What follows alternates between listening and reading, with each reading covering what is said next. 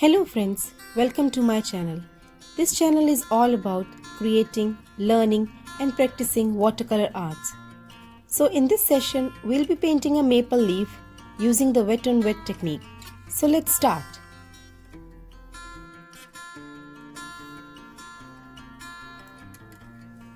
So today we will talk about two main techniques in watercolors.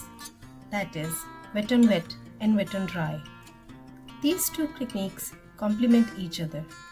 Let's talk about wet on wet first. Wet on wet is exactly as it sounds. It means painting on a wet surface. This technique gives us soft, spontaneous and complex effects. Let's do a quick demo. I'll take my paintbrush, dip it in the water, clean it up, and then let's try to do a sunset sky. So I'm going to mix my paints, that is orange, bit of a red,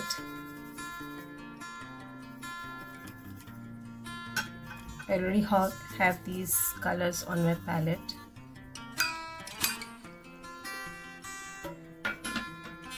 For this technique, I am going to apply just plain clear water on the paper.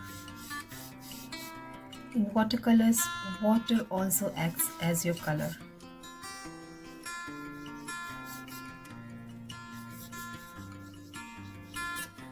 So now let me take my red paint, drop it in on the wet paper. Let me take some more pigment. Yeah.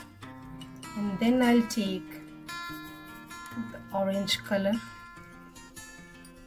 and just leave it like this. So this is like a soft blend, abstract paint, abstract art. And let's now try to do a simple wet on dry technique. In this case, I'm not going to wash my paper with plain water. I'm just going to take the paint as it is from my palette on the paper. And then I'm going to wash my brush. Again, take the orange color.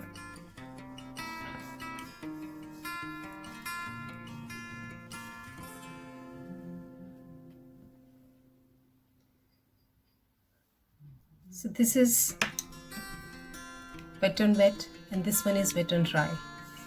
In this case, the effect is very complex. We can't actually see and say where our red color is ending and where the orange color is starting.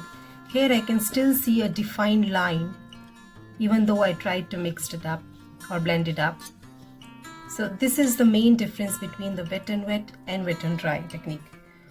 Also, the wet on dry technique gives you more control over the brush strokes and the applied paint.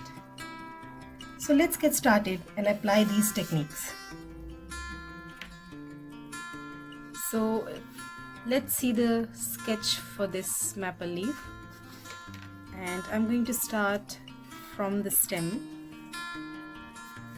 Then I'm going to stretch out 5 lines going in different directions, and from here I will start making some curvy lines and pointy at the top.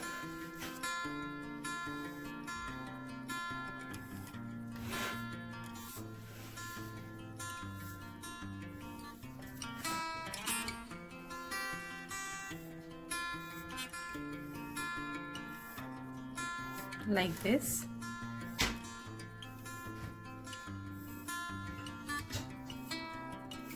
And this is how, and this is where we have our sketch ready. So my sketch is ready and I'm ready with all my supplies, that is my watercolors, my brushes, my jar of water and paper towel. And also I'm going to use a very special tool for this painting, that is our fork. Yes, the kitchen fork. So let's start. First I'm painting my painting with just clear water. I'm just applying the clear water on the leaf. all over the leaf until there is a clear shine or a sheen on the paper. And for this painting, since it is a maple leaf and a fall maple leaf, we are going to use all sorts of orangey, red, brown, green, dark green, light green, lemon green, all those colors we are going to use. So I've just opened my paints and I'm going to mix the colors. So I'm going in for red first, making a little watery wash, not too dark, not too light, and I'm just dropping in the paint. I'm not filling in the paint, I'm just dropping it over the water which I have already painted. And I'm going to tilt my papers so the paint flows to the other side. Next I'm taking my yellow color, mixing it up, dropping it in on the leaf wherever I have already put a watery wash, clear water wash. Next I'm mixing up my orange, a bit of brown mixed in it.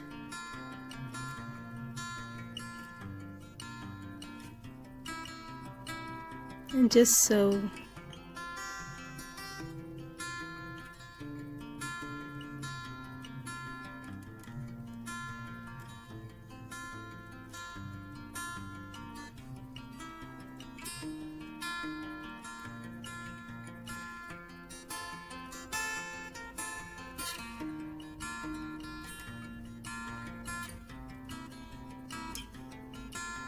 Putting in some red on this side too.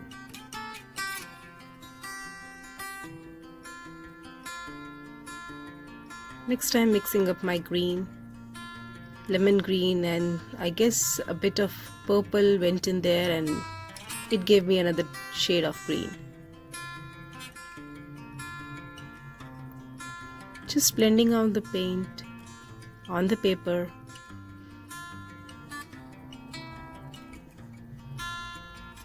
And for the tip of the leaf, I'm going to just drop in some green paints. So that's it, our first wash is done and I'm ready with my fork. And with this fork, what I'm going to do is I'm going to make the dents or the veins of the leaf. I'm not going to paint them with a number 0 brush, just going to make these markings. And what will happen here is the paint, the second layer that we will do, will appear darker and that will settle down in these marks.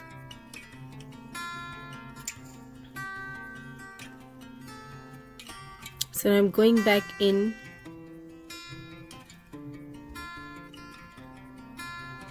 with a bit of purple mixed in my green for the stem. So I've seen many leaves when they are in fall, their stem will also not be green. It will be something purplish green or brownish green. So that's what we have done here. So I'm waiting for it to dry. Let's let the first wash dry. Now the first layer is dry and we are going back in with our second layer. And now see, when I'm doing the second layer, the dents or the lines or the markings or the veins that we did are going to appear much darker and as if it's embedded in it.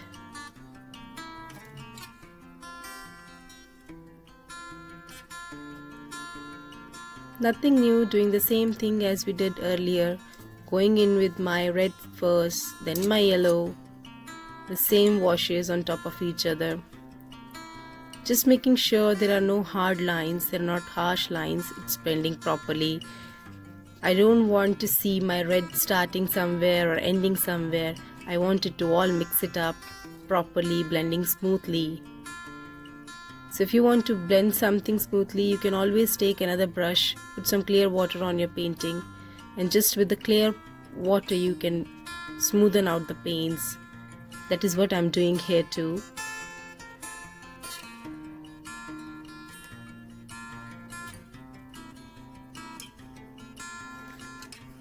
Going back with my red.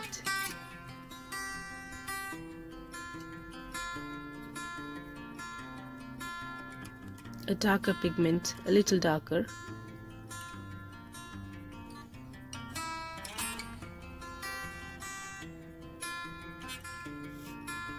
And that's it, you have your maple leaf. Thank you. Please subscribe to my channel.